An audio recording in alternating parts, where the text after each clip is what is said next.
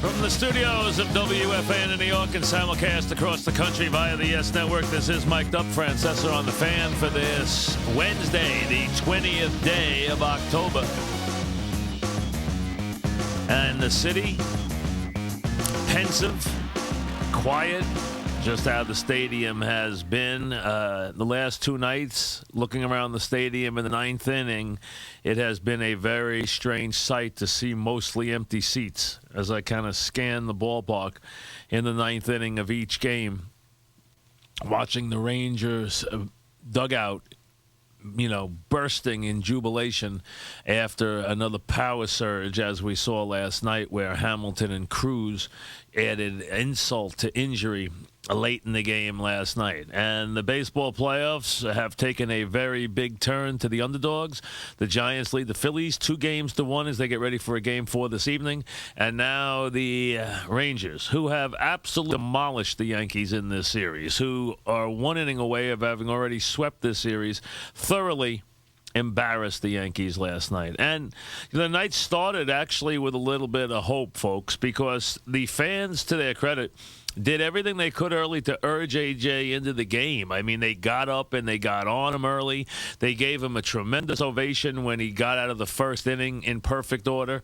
They gave him an even bigger ovation when he went into the dugout after having retired the first 6 batters, striking out 3. And after that, got a little tricky, a couple of cheap runs. The Yankees get a 3-2 lead, as we know. There's a lot of plays in this game, and I went over the video with Victor and the YES guys for about a half hour, about a half hour ago, and we lined up all the plays, which we'll get to. I've looked at all of them. They pointed some things out that they saw working on them this morning in slow-mo and super slow-mo. We went over some things. There were 5 or 6 pivotal plays that were very much plays that needed to be replayed last night. Obviously, the replay overturned the Bergman homer. Was it a good call or a bad call? To that in a minute. But really, this game, and anyone who was sitting around me knows that, who went with us last night knows that, I thought that as soon as he had Jabba up, and he was in the 6th inning, and this is not a second guess, this is the first guess. Now, it doesn't mean I would have been right on it. It's just the way I felt. I thought as soon as he gave up a base hit to Guerrero, he would be out of the game. And I thought absolutely after the Kinsler fly ball, which was not just a fly ball, it was almost the ball it was hit over 400 feet to dead center field, that Kinsler. He just didn't pull it. And Cruz tagged up and went to second base. Then he did not have Logan up at that time. So he was saving him for better things, as we know. But he did not have him up. He only had a job of throwing. But I would have gone after Murphy. Actually, I would have taken him out after the Guerrero single. I wanted him out right then. I wanted him out before Kinsler ever hit. I wanted him out before Cruz ever hit. I wanted him out as soon as Guerrero gave a base hit. I wanted him out of the game. I thought he'd get a chance to let one runner get on. Jabba was throwing in serious fashion as that inning started. And I thought as soon as one guy gets on, he's out, which is a lot of ways Girardi does it a lot of that way anyway. He gives the guy for one batter, and that's the way it goes. Well, that wasn't the case, as we know, and he left him in there. Not only did he walk Murphy, put 2 guys on base, and Benji Molina hits a home run. He never should have faced Burnett. And then they booed Burnett very unfairly. The fans turned very much on Girardi. They booed the heck out of Girardi and then booed the heck out of Burnett, which I thought was unfair because I thought Burnett gave you the best he could give you. He actually, if he had left after the Guerrero single with a 3-2 lead, the fans would have given him a very warm ovation. The fans wanted to treat A.J. right last night. And I'm telling you, if Joe had gotten him when he should have, which was after the Guerrero single, forget everything else that happened in that inning. And he was 3 balls on Cruz, and you figured, Cruz hit a 3-2 pitch, but he was 3-1 on Cruz until maybe he walked Cruz and be out of the game. But be that as it may, he should have been out of the game in the top of the 6th after the Guerrero single. And if that had been the case, if he had never faced Molina and given up the 3-run homer, he would have left to a rousing ovation because he would have left with a lead. He would have done his job. He would have given you, 2 runs over 5 1/3, and he would have gone about his business. As it was, he left having given up a 3-run homer, and he got booed off the mound, as did Girardi. And then the Yankees played their wonderful game of mix and match in the bullpen after that. Now, the offense is a different set of culprits. Let's deal with the bullpen culprits first. And Girardi at the top of the list. He did a bad job last night with how he handled Burnett. I have no problems with him going the job. I just have a problem with how that unfolded. Now, the thing that surprised me was going to Boone Logan the second time with Hamilton. Didn't you learn the night before you went to Boone Logan to Hamilton and he hit a double up the gap in left center field? Hamilton hits 360. You don't lefty-righty him. And you don't lefty-righty him unless you have something special out in the bullpen. The idea that Logan's going to get Hamilton out is crazy, and we all know what happened. And then the whole thing breaks apart. Then, of course, we see Hamilton later on in the ninth inning against Mitre, and he hits one, 9 miles into the bullpen again. And Hamilton is just making a mockery of this with 4 home runs, and his his first 3 home runs, in the series. All right, they weren't monster shots. The last one he hit last night was just an absolute P. I mean, that was a 1-iron he hit into the Yankee bullpen last night. I mean, that was just a rope that he put into that bullpen last night. Then Cruz hit one 9 miles to left, and it was just insult to injury. And, you look at some of these numbers right now for the Yankee pitching.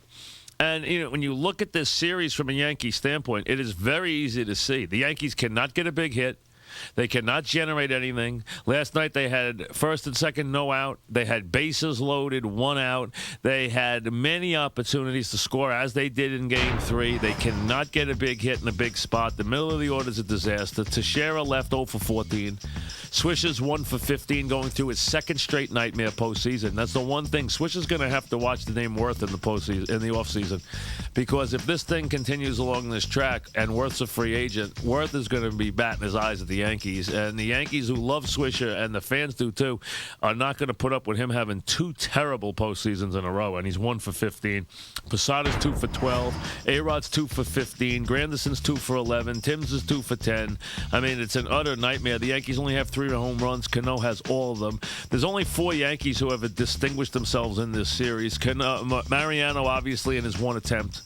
Andy with his 7 wonderful innings. Cano, who has had a sensational series, 7 for 15 with 3 homers, the only homers the Yankees have. And I think Jeter's had a good series with the bat. He's hit some very good balls. He's struck out a lot, but he also hit 3 doubles and a triple. He's 5 for 18. I think he's done fine. I think other than that, nobody else has hit. And the pitching out of the pen. I mean, Logan's ERA is 27. Robinson's is 19. Forget Mitre. His is 10. The starters are 15 and 11 other than Andy. So the Yankees have gotten nothing done in the pitching. The pen has been absolutely imploded. The manager hasn't done his job. The hitters haven't done their job. Now you're obviously up against it, and it wouldn't be so bad. Even with the Teixeira injury, even with everything that's gone on. And you know what? We've learned this. We've learned this the hard way here in this town, folks. These series can turn on a dime. Go back to 2004. We all know it. The series can turn on a dime. 9th inning, Mariano on a Sunday night with a lead. A walk and a steal changed the entire series. We know, we saw it. We lived it. We saw the Red Sox win 4. We know getting that last game, getting those last 27 outs can be very difficult. To close teams out is very hard, and all of a sudden, the team that you're trying to close out somehow gets this resiliency and this toughness, and it becomes a different series. The one problem with any of that, the only problem, but it's an enormous one, is that they have sitting there in Game 7 a guy that right now I'm not sure the Yankees think they can beat.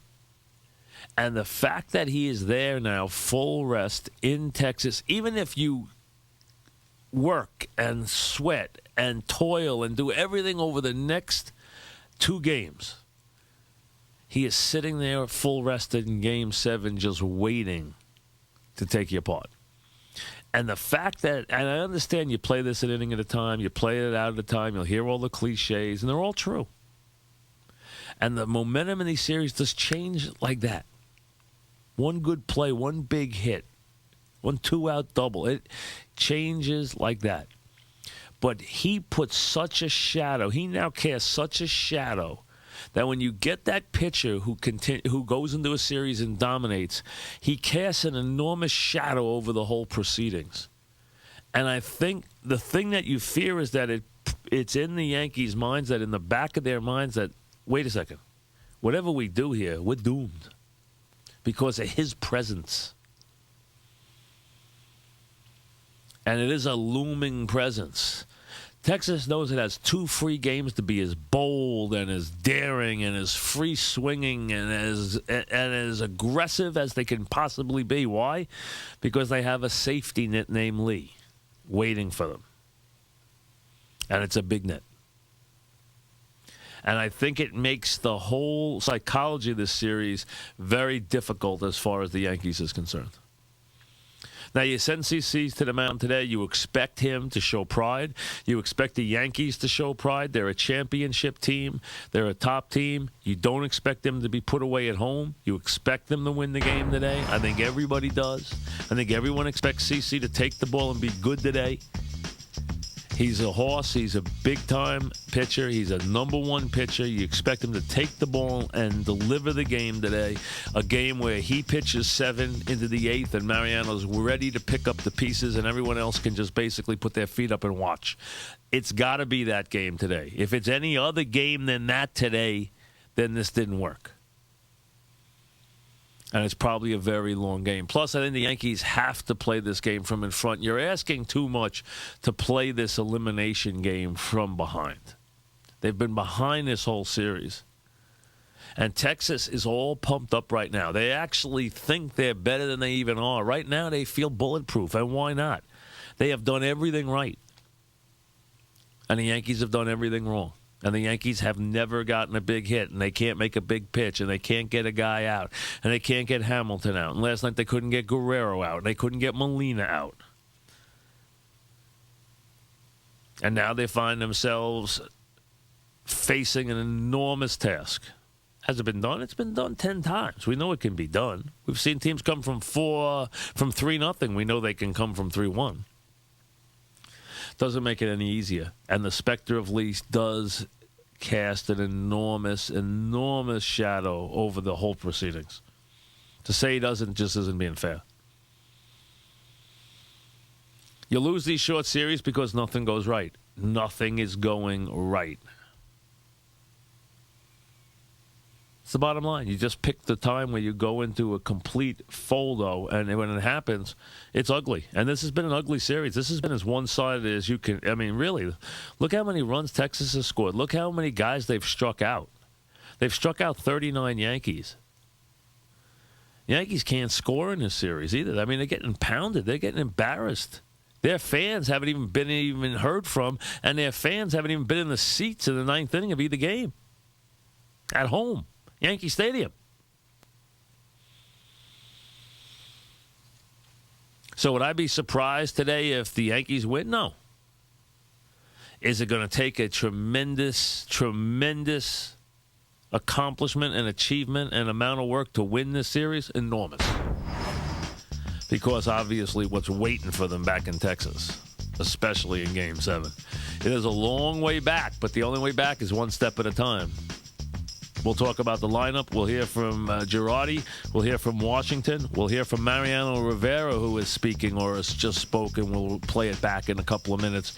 We'll get it all rolling, including your calls. Game time, 4 o'clock. We'll watch it together. We'll begin everything right after this.